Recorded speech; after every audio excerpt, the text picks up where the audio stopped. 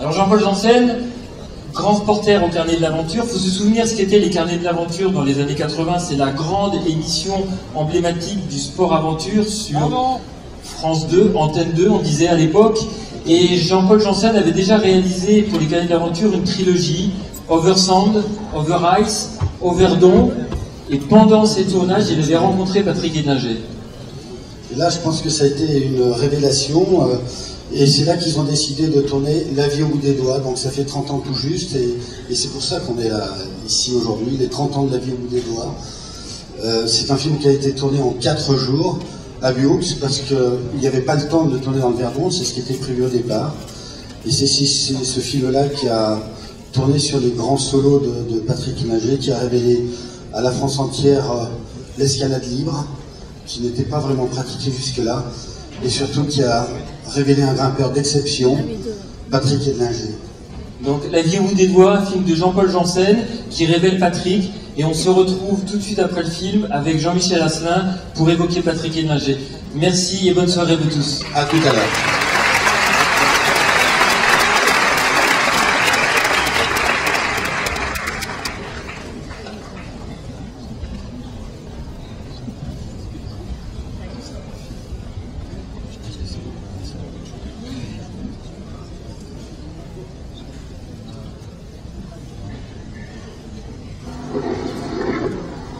Non mais ça c'est de la manie ici. Si tu veux, tu as quand même mis le doigt, tu as de la sueur.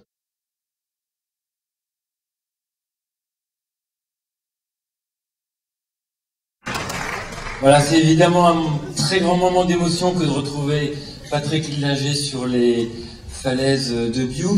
Jean-Michel Asselin va nous rejoindre avec Yves Braya pour évoquer Patrick, pour évoquer sa rencontre avec Jean-Paul Janssen, pour évoquer ce que ça a représenté, la diffusion de ce film à la télévision à l'époque, le phénomène de société dans le milieu de la montagne que ça allait provoquer, l'icône qu'allait devenir Patrick Héninger, les signes que ça allait développer. Est-ce que Jean-Mi, si tu es là, si tu veux bien nous rejoindre, Yves Braya, je vous remercie d'encourager Jean-Michel Asselin, c'est pas forcément facile pour lui. Voilà, merci Jean-Michel d'avoir accepté de nous rejoindre à Grenoble pour évoquer Patrick Héninger. Juste un petit mot avant cette évocation. La diffusion à la télévision de ce film a provoqué une émotion très forte, non seulement dans le milieu des grimpeurs, mais également dans le milieu des téléspectateurs qui découvraient la grimpe et qui découvraient tout d'un coup cette espèce d'ange blond qui s'envolait comme ça sur les falaises. Qu'est-ce qui s'est passé après la diffusion de La vie au bout des doigts? En fait, c'était un choc énorme, parce qu'il faut se remettre dans l'époque, on est en 82 quand La vie au bout des doigts sort, et on n'a jamais vu ça. L'escalade est un sport extrêmement confidentiel, ça n'existe pas, à part dans le milieu des grimpeurs qui le pratiquent, et on a quelques individus, ils s'appellent Patrick Béraud, Patrick Héninger, qui, dans le Verdon, vivent leur vie de façon un petit peu étonnante, en grimpant comme ça, souvent en solitaire. Et Janssen, qui est un jeune cinéaste, c'est quand même non, un jeune cinéaste, j'exagère, parce que c'est un type qui a travaillé effectivement pour, comme tu l'as dit, qui est un grand reporter, qui était un grand reporter de guerre. Voilà, il a filmé bien sûr le Vietnam et autres, et il se rend compte que ces jeunes-là ont quelque chose de très étonnant à raconter, de très beau. Alors, c'est un article d'Actuel, le journal de Jean-François Bizot, qui va attirer son attention sur ces personnages. Il va faire donc le premier film avec Laurent Chevalier, qui est un jeune assistant à l'époque de Jean-Paul Janssen et qui va devenir après un très grand réalisateur. Et tous deux vont mettre d'abord cette trilogie, Over Dawn, Over Sand et Over Ice, et dans lequel on va retrouver déjà Patrick Béraud, Cheat, les frères Troussier, et d'autres, Luc Jaillet. Et ensuite, Janssen va dire avec Héninger, tiens, tu pourrais pas me faire un truc un peu sympa en solo, comme tu m'as montré une fois, ça a l'air pas mal. Alors ils vont se retrouver, Patrick va lui dire, tout content, ouais, bah viens, je vais t'emmener à la Piade, les endroits que vous avez vus au début, là, au bord de la mer. Et ils vont équiper, avec JP, son ami de toujours, ils vont équiper un grand toit.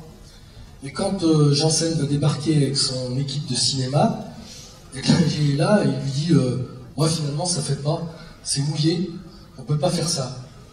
Alors Janssen me regarde et dit attends, je descends de Paris avec un caméraman, un preneur de son, faut que tu me trouves une solution. Alors là j'ai réfléchi un peu, je dis bah, j'ai Bux, peut-être ça peut t'intéresser, c'est peut-être joli. Alors on y va, ils vont à Bux et quand ils arrivent, donc Janssen regarde les parois et il dit bah, qu'est-ce que tu sais faire là-dessus quoi. Alors l'autre lui dit bon, n'importe quoi, allez j'y vais. Et il s'assoit dans le champ, Edlinger part, il monte, il descend, il monte, il descend, il fait comme ça 5-6 voix en solo. Les autres, ils n'ont jamais vu ça, quoi. C'est incroyable. Alors Janssen lui dit, tu peux refaire ça devant la caméra?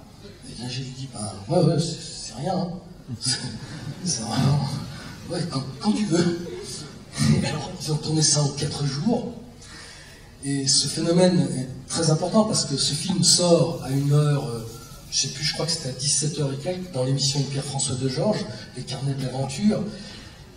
Et les gens qui l'ont vu avant, vous savez que les journalistes ont toujours ce privilège de voir les films en première instance, et ils sont scotchés. Ils sont scotchés et j'ai relevé. Voilà. J'ai relevé. Je vais faire l'assistant de Jean-Michel Asselin. Allez, je te tiens des petites feuilles, Jean-Michel. Voilà. J'ai relevé quand même ces 2 critiques qui ont été faites par des gens quand même importants. Françoise Giroud, dans l'Express, elle dit « Il faut rediffuser La vie au bout des doigts à une heure de grande audience. Ce que fait ce jeune homme au péril de sa vie avec une sorte d'ivresse lucide n'a aucun sens apparent. C'est une affaire avec lui-même qu'il mène là, une de ces somptueuses extravagances dont seuls les humains sont capables et qui les rend aimables en dépit de tout. » François Giroud. Vous aviez Yvan Audouard dans Le Canard enchaîné qui écrit « Pendant 5 minutes, lors du film de Jean-Paul Janson, c'est comme ça qu'il écrit, j'ai coupé le son. Et j'ai vu un fou mettre stupidement sa vie en péril le long d'une paroi rocheuse dont il risquait à tout moment de dévisser. J'ai remis le son et j'ai entendu cet énergumène, qui s'appelle Patrick Edlinger, parler posément, raisonnablement de son aventure, de sa folie. Nous étions bien loin de Incroyable mais vrai, c'était une autre émission de télé. Nous étions en présence d'un artiste, c'est-à-dire d'un homme qui veut savoir qui il est, de quoi il est capable, et jusqu'où il peut aller trop loin. Et qui faisait le seul miracle à la portée de l'être humain, se connaître pour s'accomplir. Ouais, c'était dans Le Canard enchaîné. C'était pas mal.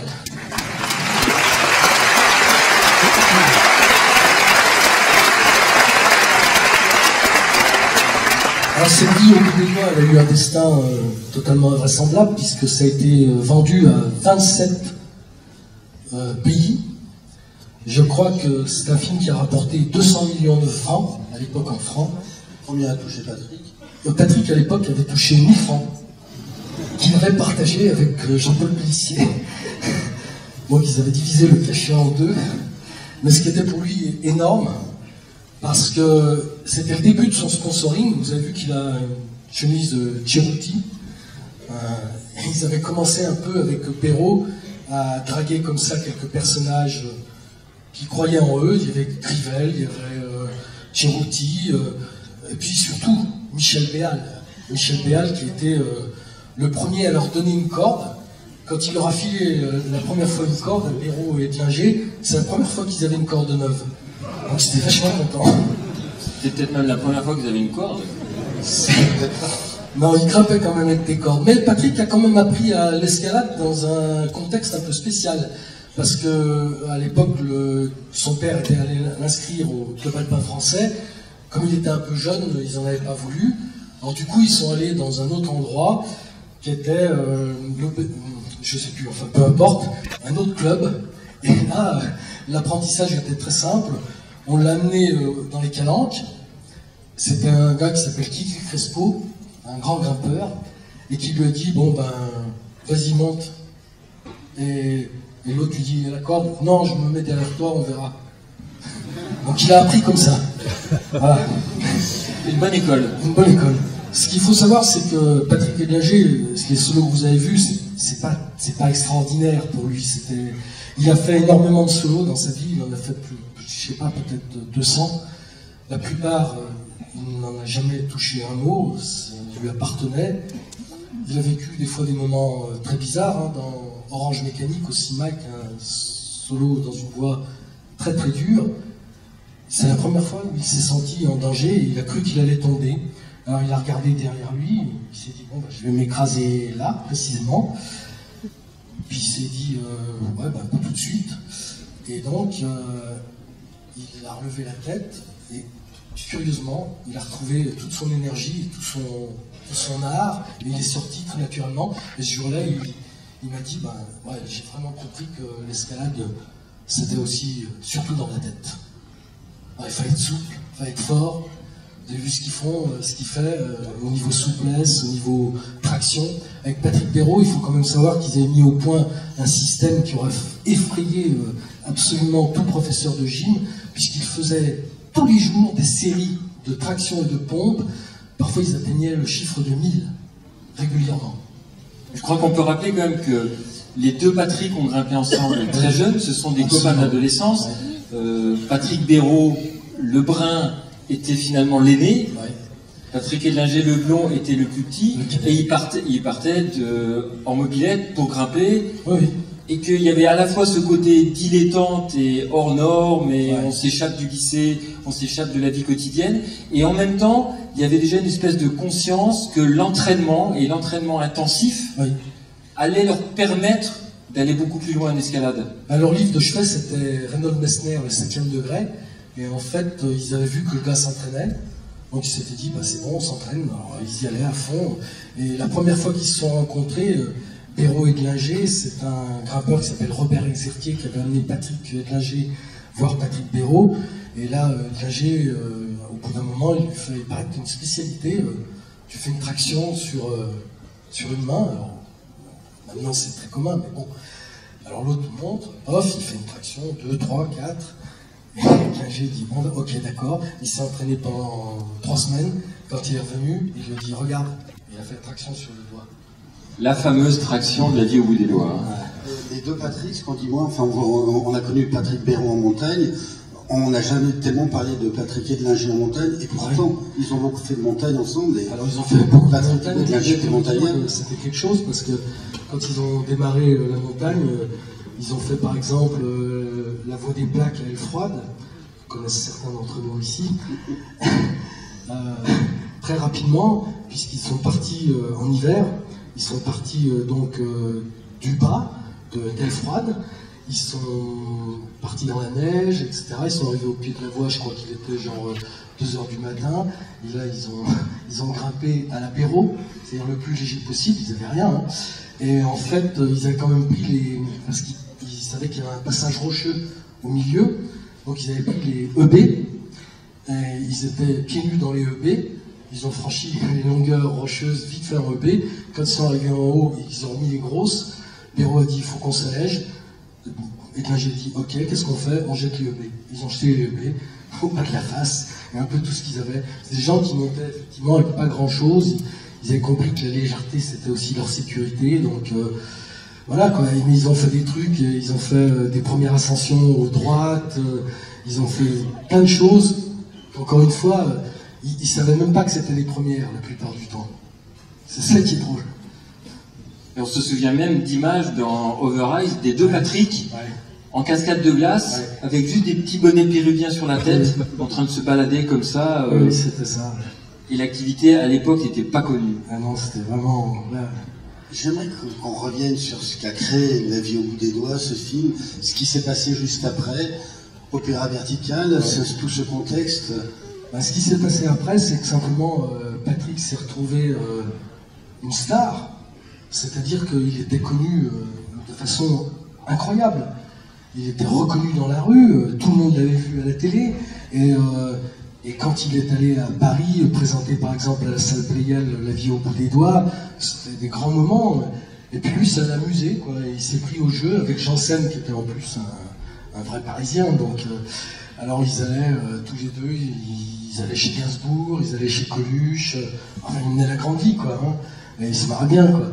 Et bon, ça n'a pas duré très longtemps parce que Patrick s'est rendu compte quand même qu'il était un peu loin des falaises, un peu loin du sandwich et du verre d'eau, et donc il est reparti après assez cher, falaise. Mais c'était énorme, effectivement, c'était un très gros succès.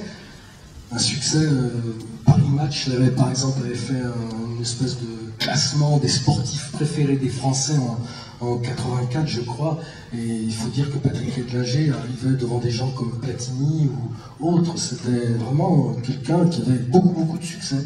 Et Yannick Noël admirait beaucoup. Yannick Noël admirait beaucoup, oui, plein de gens, je crois que tout le monde l'admirait. Mais l'admirait surtout à l'époque. Ouais, ouais. Mais cette grande notoriété qui tout d'un coup tombe sur Patrick Edlinger, ça l'amusait un peu, mais il n'avait pas vraiment recherché, et peut-être que ce qu'on ne sait pas, c'est qu'il était quand même extrêmement timide et réservé par ailleurs. Oui. Est-ce qu'à un moment donné, c'est pas quelque chose qui l'a envahi? Comment il a géré ça à l'époque? Bah, écoutez, tout à l'heure,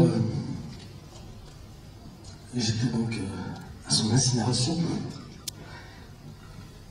et Maurice Rodex a fait un très bel éloge. Maurice Rodex, qui est les assistants de Jean-Paul Janssen et qui après été un des cinéastes d'Opéra Vertical. Et Maurice disait, parfois c'est très dur d'être un géant. Patrick Edlinger, il ne faut pas oublier qu'il a fait rêver des millions de gens dans le monde entier. C'est-à-dire que même au fin fond des États-Unis, Patrick Edlinger, il est connu. C'est ça, quoi. Et effectivement, parfois je pense que c'est dur d'être un géant. Patrick en était un grand. Si nous sommes beaucoup ce soir à regarder des films d'escalade et de montagne, et s'il y a des jeunes comme tout à l'heure qui vont grimper, peut-être qu'ils ne connaissent pas Patrick Edlinger, mais si en 82, Patrick Edlinger, Patrick Béraud et d'autres gens comme ça n'avaient pas été là, peut-être ne serions-nous pas si nombreux ce soir. C'est grâce à lui, et ça j'en suis bien intimement convaincu, que l'escalade est devenue quelque chose de populaire, quelque chose de sympathique, quelque chose qui lui ressemblait, qui était beau, qui est beau. Alors justement, dans cette...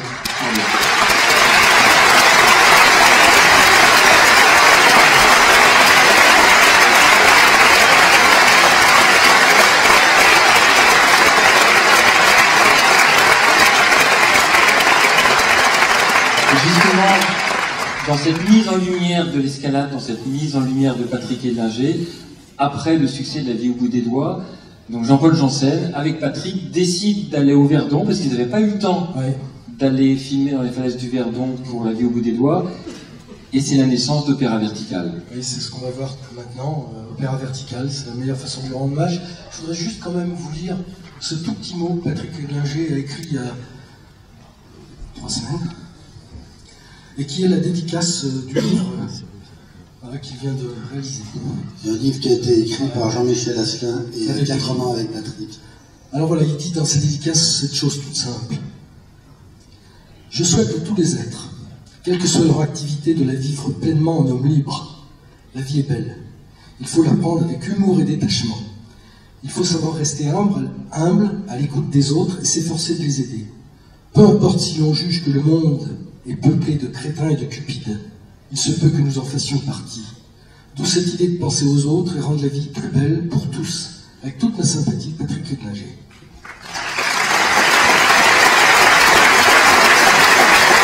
Merci Jean-Michel. Merci.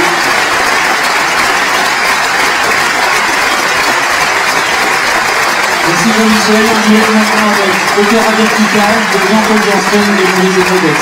Merci à vous. Merci à vous tous.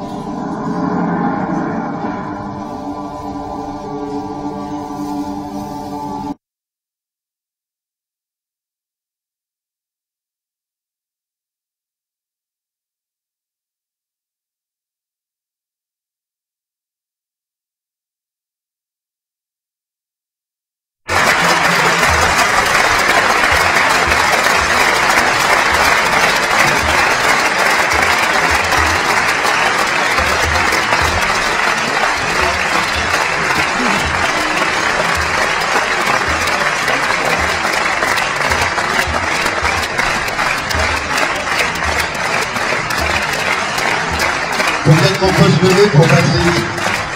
S'il vous plaît, pour Patrick Lillinger.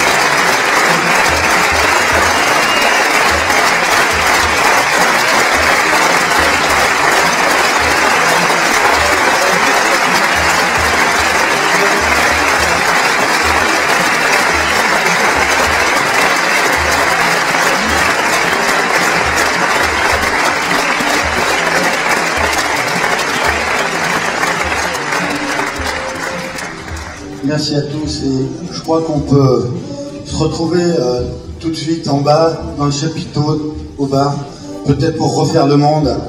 Avec lui, je pense qu'il aurait adoré ça. Voilà, tous au bar. Bonne soirée, vraiment, merci à vous tous. Et à demain. Et à demain.